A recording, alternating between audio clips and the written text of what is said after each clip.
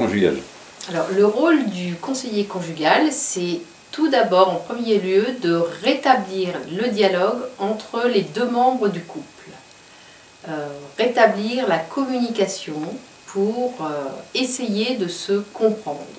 C'est vraiment aider le couple à entendre les doutes, les frustrations, la tristesse, qui se cachent souvent derrière l'agressivité. C'est aussi inciter le couple à prendre du recul pour pouvoir, le cas échéant, prendre une décision qui sera la plus lucide et la plus clairvoyante possible.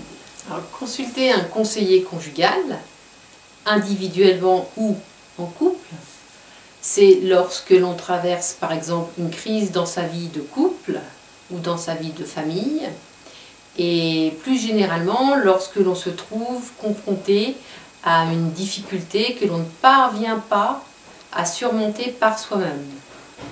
Cela peut être une crise liée à des problèmes de communication dans son couple, à des difficultés d'ordre sexuel, une infidélité, l'arrivée d'un enfant ou le départ des enfants, l'éducation des enfants aussi, tout ce qui va faire conflit et tout ce qui va être difficile à partager et à discuter dans le couple.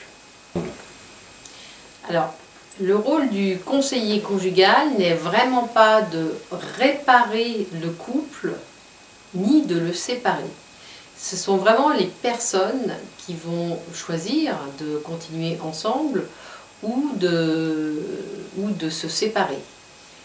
Pour d'autres, il n'est pas question de séparation, mais simplement de problèmes de communication ou d'une meilleure entente.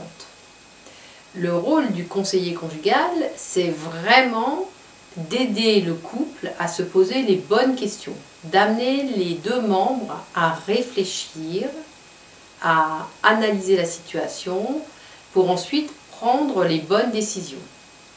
Le conseiller conjugal est vraiment là en soutien, en accompagnement, et en quelque sorte c'est lui qui donne le ton de l'entretien, qui soulève les remises en question, les doutes, afin que les personnes puissent réfléchir par elles-mêmes.